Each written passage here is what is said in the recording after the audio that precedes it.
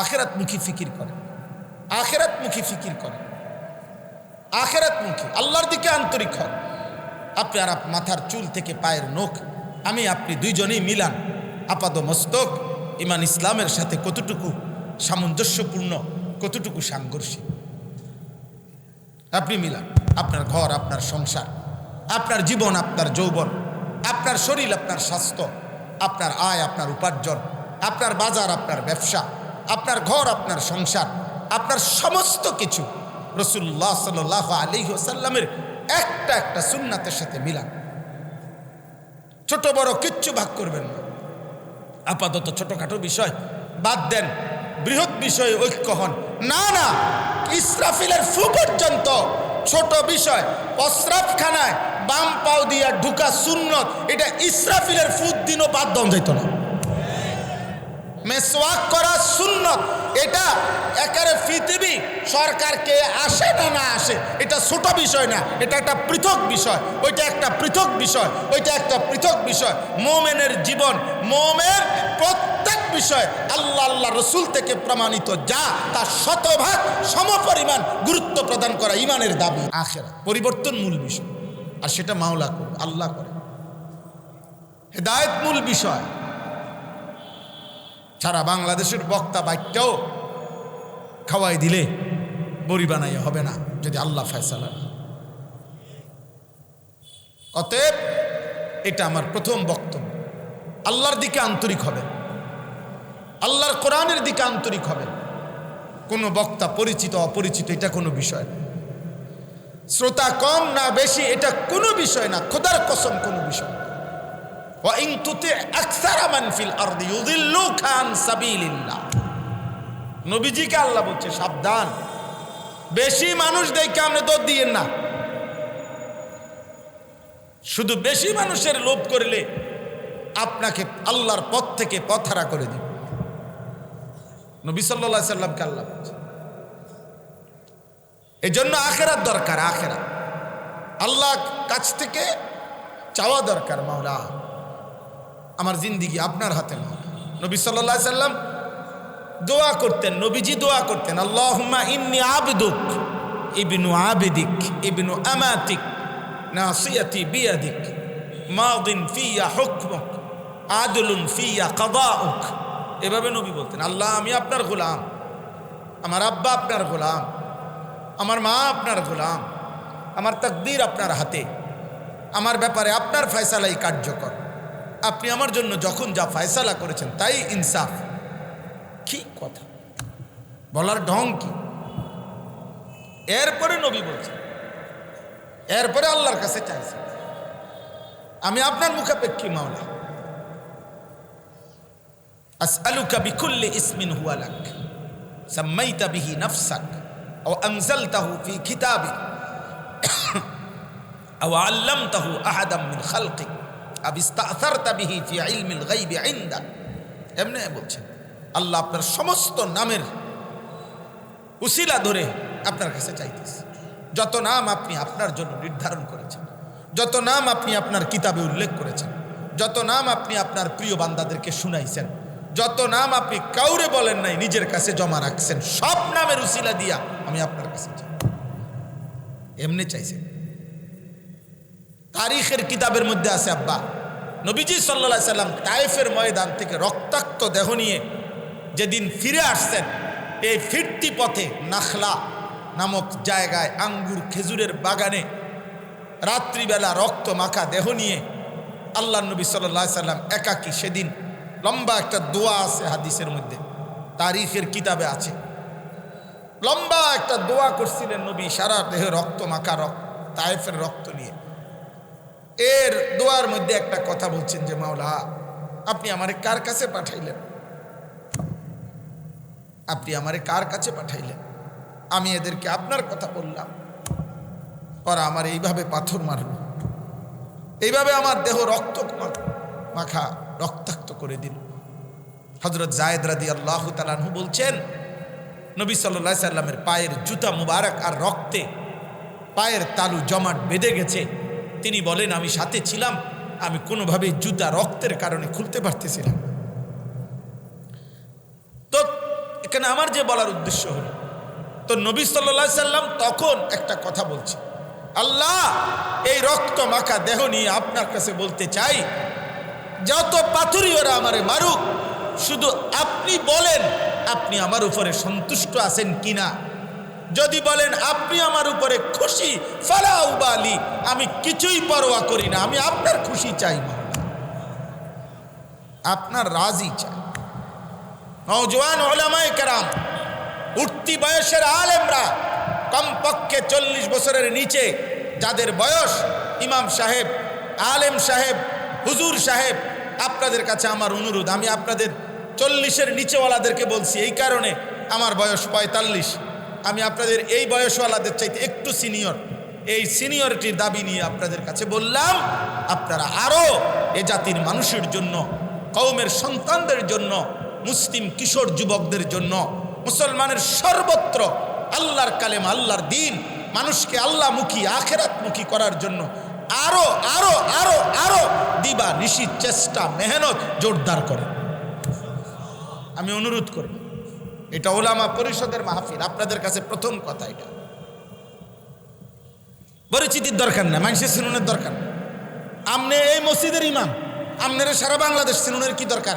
সারা বাংলাদেশের বাকি মসজিদে ইমাম নাই, কথা বলেন না তো। তা আপনারা কিন্তু সারা বাংলাদেশ চিনতো, আপনারা সারা বাংলাদেশের লেগে রাখছেন, তো বাকি হুজুরা কিনবো, বাকিরা ঘাস কাটবো, তো তাইলে আপনি একেবারে যেমনে হোক, ফেসবুকে দিয়া হোক, কোটি বদলাইয়া হোক, রুমাল আলগি দিয়া হোক, মাথা আলগি দিয়া হোক, চাদর রূপে দাঁড়াইয়া হোক, আমার চিনতই মানুষ।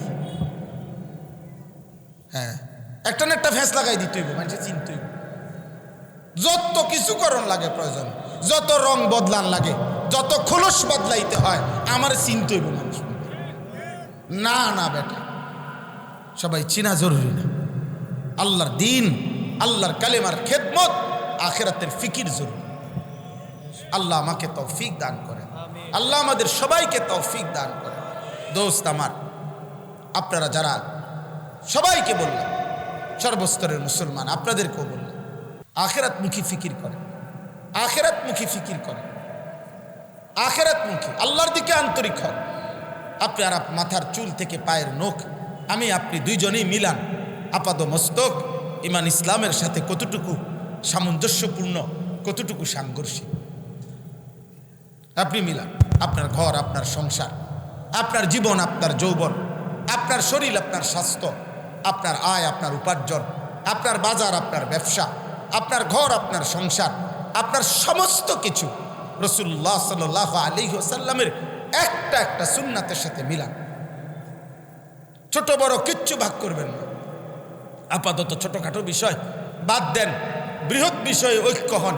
না না, ইসরাফিলের ফু পর্যন্ত ছোট বিষয়, প্রস্রাবখানায় বাম পাও দিয়া ঢুকা সুন্নত, এটা ইসরাফিলের ফুদ দিনও বাদ দেওয়া যেত না।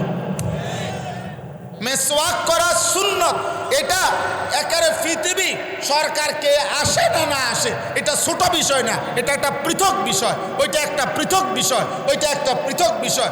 মোমেনের জীবন, মোমেন প্রত্যেক বিষয় আল্লাহ আল্লাহ রসুল থেকে প্রমাণিত, যা তার শতভাগ সমপরিমাণ গুরুত্ব প্রদান করা ইমানের দাবি।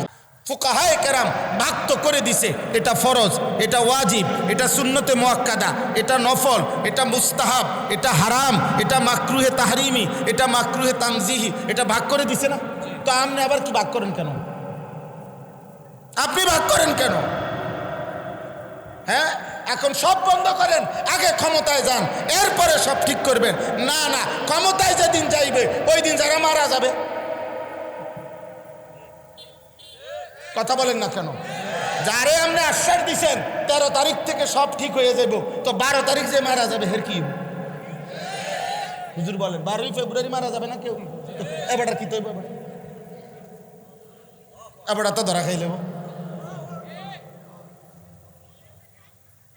তখন কি হবে? অতএব ঘর, সংসার, ব্যক্তি, পরিবার, রাষ্ট্র, রাজনীতি, ক্ষমতার পালাবদল, বাজার, ব্যবসা, আয়, উপার্জন, প্রত্যেক বিষয়ে ইসলামের মুস্তাকিল পৃথক পৃথক পূর্ণাঙ্গ বিধান আছে কিনা? তো তা আপনি বাদ দিবেন কেন? আফাদত কিতাবা, এটা বলে আফাদত, এটা আফাদত, সব আফাদত। এখন রাখেন, এডি রাখেন। হ্যাঁ, এবারে যে মেয়ে যে মাশাআল্লাহ দেখতে তো ভালোই, পেঁয়াজ কাটতে পারিনি কোন এইটা ছাড়া, ডিম বাজতে পারিনি কখনো এইটা ছাড়া, যেটাই জিজ্ঞাসা শুধু এইটা ছাড়া। এমনি সব জানে, কিছুই জানে না, কিছুই জানে। যেটাই বলা হয় সেইটাই আপনার এখন রাখেন। এগুলো সব 13 তারিখ বলবেন, 12 তারিখ পর্যন্ত শুধু ক্ষমতায় যান। না না না, এটা একটা বিষয়। আমার জীবনের বাকি বিষয়গুলোও সমান গুরুত্বপূর্ণ। রাসূলুল্লাহ সাল্লাল্লাহু আলাইহি সাল্লামের প্রত্যেকটা সুন্নাত, ছোট্ট ছোট্ট সুন্নাতগুলোও সমপরিমাণ মুমিনের কলিজার সম্পদ, ভালোবাসার সম্পদ। আল্লাহ আমাদেরকে বুঝ দান করে, আল্লাহ আমাদেরকে বুঝ দান করে। আমরা প্রত্যেকে আমার ভাই, আমার এটাই মূল কথা। খায়রুল উম্মাহ অনেক সুন্দর নাম, অনেক পছন্দসই নাম। ওলামা পরিষদ, আল্লাহ তাআলা ওনাদের এই ফিকির আল্লাহ কবুল করে নেন। আমি এটাই বলতে চাইছি, উম্মতের হার লাইনে ইনশাআল্লাহ আপনাদের কাছে আবদার, মেহনত করবেন, আল্লাহ আপনাদেরকে তৌফিক দান করে। পুরা জিন্দেগি বদলানোর চেষ্টা, ফয়সালা তো আল্লাহর হাতে। পরিবর্তন কে হবে না। আমার একদিন বলছে, হুজুর ওয়াজ তো করেন, একজনে বলছে কয়জন কিতাব বদলাইছে? হ্যাঁ, কন যে আমি বলছি মিয়া, ওয়াজ করাও আমার দায়িত্ব, হিসাব করাও আমার দায়িত্ব। বিষয়টা যদি এমন হইতো যে এই ডান কাঁধে বাম কাঁধে ফেরেশতা, এবারও কাম কি? হিসাবের জন্য আলাদা লোক রাখছে কিনা আল্লাহ? তো এটা আমার দায়িত্ব নেই, হিসাব করো। তাহলে আমার তো দায়িত্ব না। যিনি হিসাব করার ও তো করতে আছে, ও তো হাসরের ময়দানে দিবেই, হিসাব তো দেখাবেই, হিসাব তো আখেরাতে। আমাদের হযরত মাওলানা জুলফিকার আহমদ নকশবন্দি রাহমাতুল্লাহ আলাই অল্প কিছুদিন আগে যিনি ইন্তেকাল করেছেন, পৃথিবী বিখ্যাত বুজুর্গ ছিলেন। হযরতের একটা দামি কথা আছে। হযরত বলতেন, এক মুমিনের জীবন, দুনিয়া হায়াত বেঁচে থাকে যতক্ষণ, অতক্ষণ মুমিনের জীবন মেহনতের। এটুকু হায়াত মেহনত করবে, কবরে সামান্য কিছুদিন ক্ষণিকের বিশ্রাম করবে, আখিরাতের জান্নাতে অনন্তকালের আরাম করবে। খালাস, মেহনত করবে, দুনিয়ায় বিশ্রাম করবে, কবরে আরাম করবে। কোথায়? জান্নাতে। জান্নাতে। আল্লাহ আমাদেরকে তৌফিক দান করেন। অতএব আমি লম্বা কথা প্রথম বললাম, মূল ও ফায়সালা কার হাতে? আবারও বলেন, কার হাতে? পরিবর্তন কার হাতে? আর্থিক সংশোধন কার হাতে? হেদায়েত কার হাতে? আমাদের সবার চেষ্টা, একজন হোক, 10 জন হোক, সম্মিলিত উদ্যোগ হোক, পরিষদ হোক, সংগঠন হোক, যাই হোক, ব্যক্তি উদ্যোগ হোক, সব হলো মেহনত, সব হলো চেষ্টা। ফায়সালা আল্লাহ তাআলা এই খায়রুল উম্মাহ ওলামা পরিষদের এই ফিকির, এই মেহনত, এই আন্তরিকতা কবুল করেন। এবার চলেন কোরআনুল কারীমের আমি যেই আয়াতগুলো পড়ছি, এবার এই আয়াতগুলোর উপরে সংক্ষিপ্ত একটু কথা বলি। আল্লাহ আমাদেরকে তৌফিক দান করেন। 19 নম্বর পারা, 25 নম্বর সূরা। সূরাটার নাম সূরায়ে ফুরকান। কি নাম? ফুরকান। এই সূরার 5টি আয়াত, 25, 26, 27, 28, 29, এই 5টি আয়াত আমি তেলাওয়াত করেছি। ইনশাআল্লাহ এই 5টি আয়াতকে সামনে রেখে আরেকটু কথা আপনাদের সামনে আরজ করতে চাই। আল্লাহ আমাদেরকে তৌফিক দান করে। তাফসীরুল কোরআন, এক্ষেত্রে মনে রাখতে হবে কোরআনুল কারীমের একটা মোটা দাগের কথা মনে রাখতে হবে। কোরআনুল কারীমের আলফাজ, এই অক্ষরগুলো, এটার উচ্চারণ শতভাগ আল্লাহ পাক রব্বুল আলামিন রাসূলুল্লাহ সাল্লাল্লাহু আলাইহি ওয়াসাল্লামকে শিখাইছেন। কোরআনুল কারীমের বিস্তারিত সাহাবাদের সামনে পেশ করা নবীজিকে আল্লাহ তাআলাই উচ্চারণ করায় দিয়েছেন। আর কোরআনুল কারীমের পূর্ণাঙ্গ তাফসীর, প্রত্যেক আয়াত, প্রত্যেক শব্দের মাফহুম কি বুঝাইতে চাইছেন, মহান আল্লাহই রাসূলুল্লাহ সাল্লাল্লাহু আলাইহি সাল্লামের কলিজায় কোরআনের সেই তাফসীর ব্যাখ্যা আল্লাহই ঢেলে দিয়েছে। ইন্না আলাইনা জামআহু ওয়া কুরআনা সুম্মা ইন্না আলাইনা বায়ানা, এই 3টা আল্লাহ বলছে, বন্ধু জিব্রাইল নাজিল করার পর আপনার অন্তরে কোরআন মুখস্থ করায় দেওয়া আমার দায়িত্ব। আপনার জবান দিয়া সাহাবাদের সামনে পড়বার যোগ্যতা দেওয়া আমার দায়িত্ব, কোরআনের বিস্তারিত ব্যাখ্যা বলে দেওয়া আমার দায়িত্ব। কার? আল্লাহর দায়িত্ব। আপনি শুধু শুনবেন, আপনি মনোযোগ দিয়ে শুধু শুনবেন। আল্লাহ বলছে জিব্রাইল নাজিল করবে, বাকি সব আমি গুছাই দেব, ক্লিয়ার করে দেব। এই জন্য একটা জরুরি কথা হলো, যুগ যুগ ধরে রসুল্লাহ সাল্লাল্লাহু সাল্লামের জামানা থেকে সাহাবাই কারামের থেকে তাবিঈন থেকে তাবিঈন, এই ইসলামের একটা মহান সিলসিলা আছে, ইসলামের একটা মহান চেইন আছে, ইসলামের একটা মহান শিকল আছে। শিকল, এই বর্ণনার, কোরআনুল করিমের যাবতীয় বর্ণনার শিকল আছে। রসুলুল্লাহ সাল্লাল্লাহু সাল্লামের যাবতীয় হাদিস সুন্নাহ এর একটা চেইন আছে, শিকল আছে, ধারাবাহিকতা আছে। রসুলুল্লাহ সাল্লাল্লাহু সাল্লাম থেকে সাহাবা থেকে তাবিঈন থেকে তাবিঈন, আইম্মায়ে মুজতাহিদিন, এভাবে বাই সিরিয়াল সর্বযুগে সর্বকালে কিয়ামত পর্যন্ত কোরআনুল করিমের তাফসীর তাই বলতে হবে যা যুগ যুগ ধরে এই চলমান চেইনে, চলমান সিলসিলায় রসুলুল্লাহ সাল্লাল্লাহু সাল্লাম সাহাবাই কেরামের ধারাবাহিকতায় যেটা বর্ণনা হয়ে আসছে ওইটাই আপনি বলতে হবে। রসুলুল্লাহ সাল্লাল্লাহু সাল্লামের হাদিস এবং সুন্নাতের ব্যাপারেও, ইসলামের ব্যাখ্যার ব্যাপারেও আপনাকে ওই যুগ যুগ ধরে যেই ধারা, যেই বর্ণনা, যেই ব্যাখ্যা সাহাবা তাবিঈন করেছেন, ওই আলোকেই, ওই মূলনীতি ধরেই আপনাকে ব্যাখ্যা করতে হবে। যত বড় পণ্ডিত আর মহাজ্ঞানী হোক, নতুন করে চাকচিক্যময় কোনো কথা, অথচ তা পুরাতন ওই সিলসিলা ধারাবাহিকতার সাথে সামঞ্জস্যপূর্ণ নয়, সম্পর্কযুক্ত নয়, এমন কথা মহাজ্ঞানী মহাপণ্ডিত একেবারে আটলান্টিক মহাসাগরের পানির চাইতে বেশি জ্ঞান নিয়ে আসলো, সেটা পরিত্যক্ত, সেটা বাতিল, সেটা ভুয়া, সেটা ভুয়া। এটা মনে রাখতে হবে। অতএব পৃথিবীর যেই কোনো মানুষ, কাফের, মুশরিক, নাস্তিক, মুরতাদ, বেঈমান, যেই কোনো মানুষ পৃথিবীতে যত সময় ইসলামকে আরো আধুনিক করতে হবে, বর্তমান বাস্তবতার সাথে মিলাইতে হবে, আরো একটু আপনাদেরকে বিশ্লেষণ করতে হবে, সময় উপযোগী সিদ্ধান্ত নিতে হবে, এই সমস্ত নাটকীয় কথার কোনো প্রয়োজন নাই। ইসলাম প্রথম দিন থেকে ইসরাফিলের ফু পর্যন্ত চির আধুনিক, চির বাস্তবধর্মী এবং প্রত্যেক দিন সময় উপযোগী। ইসলাম 1450 বছর আগে যেমন উপযোগী, আজকের 2026 সালেও একই উপযোগী, ইসরাফিলের ফুর দিনও একই উপযোগী। অতএব সব কথা আমি ক্ষমতা পাই বা না পাই, আমি রাষ্ট্রের কোনোখানে যাই বা না যাই, আমায় টিকি বা না টিকি, আমার কথা কেউ গ্রহণ করুক আর ফেলে দেখ, কোনো কৌশল নাই, কোনো রাগ ঢাক নাই, কোনো ধানাই পানাই নাই। কথা একটাই, জীবনের ঘরে, জীবনের রাষ্ট্রে শব্দ একটাই, চাই শুধু ইসলাম, চাই শুধু আল্লাহর কোরআন। অতএব এনে গুরানি গারানির কিছু নেই। না, 900 কোনো কথা নাই, কোনো কথা নাই। আপনি না পারলে না, ফায়সালা তো আল্লাহর হাতে, কিন্তু মূল বক্তব্য যে কথা একটাই, আল্লাহর কোরআন যা বলছে তাই স্পষ্ট,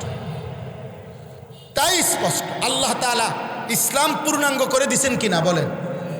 অতএব ইসলামের মধ্যে খ্রিস্টানদের, ইসলামের মধ্যে হিন্দুদের, বৌদ্ধদের, নাস্তিকদের, মুরতাদদের, জন্তু জানোয়ারের, একটা পাখির, একটা পশুর, একটা গাছের পাতার নিরাপত্তা এবং তাদের বেঁচে থাকার স্বাধীনতা, তাদের ব্যাপারে পর্যাপ্ত পরিমাণ শরীয়তের বিধিবিধান ইনসাফপূর্ণ, ভারসাম্যপূর্ণ কোরআন এবং সুন্নাহর মধ্যে আছে কিনা বলেন না, আছে কিনা বলেন। অতএব ওরা বুঝবে না, আপাতত কোনো রকমের রাগ ঢাক করার কোনো যৌক্তিকতা, কোনো সুযোগ নাই। বেঈমানকে ইসলাম ছাড় দিয়া, কোরআন ছাড় দিয়া, এটাকে পাশ কাটাইয়া ওদেরকে আমরা যত সন্তুষ্টই করতে চাই, পৃথিবীর তাবৎ বেঈমান কোনোদিনও সন্তুষ্ট হবে না। প্রত্যেকবার এই সুযোগ পাইলে আমাদেরকে ছবল দিবে। অতএব আমাদের সকাল দুপুর, আমাদের ঘর সংসার, আমাদের রাষ্ট্র রাজনীতি সব কিছুতে ইসলামই আমাদের পুঁজি, আল্লাহ আমাদের পুঁজি, রাসূলুল্লাহ সাল্লাল্লাহু আলাইহি ওয়াসাল্লামের সুন্নাতই আমাদের জিন্দেগি। আল্লাহ আমাদেরকে কবুল করেন, আল্লাহ আমাদেরকে কবুল করেন। আমি ভাই ব্যক্তিগতভাবে রাজনীতির মানুষ না, আমার কোনো মার্কা নাই, কোনো মার্কার পক্ষে আমি প্রচারণাও করি না, আমি এটি বুঝি না। বাকি আমি এতটুকু বুঝি, আমি এখানে থাকি আর রাষ্ট্রের উচ্চ জায়গায় থাকি, যেই থাকুক শব্দ আমার মুসলিম একটাই, আমার পরিচয় আমি ইসলাম। রদিতু বিল্লাহি রব্বা ওয়া বিল ইসলামি দীনা ওয়া বি মুহাম্মাদিন সাল্লাল্লাহু আলাইহি ওয়াসাল্লাম নবিয়্যান ওয়া রাসূলা। আমি আল্লাহকে রব মেনে খুশি, ইসলামকে ধর্ম পেয়ে খুশি, মুহাম্মদ সাল্লাল্লাহু আলাইহি সাল্লামকে রাসূল পেয়ে খুশি। এর ব্যতিক্রম আর কোনো কিছু আমাকে দরকার নেই, দরকার নেই। তো এই জন্য কোরআনুল কারীমের তাফসীরের ক্ষেত্রেও এটা লক্ষণীয় যে কোনোভাবে কোরআন সুন্নাত পূর্বসূরি মনীষীদের ধারাবাহিক বর্ণনার ব্যতিক্রম, নতুন মত পথ, নতুন কথা পেশ করা, এর দ্বারা যত সুন্দর চাকচিক্যই মনে হয়, কিন্তু সেটা উম্মতের জন্য ক্ষতিকরই হবে, পরিত্যক্তই হবে।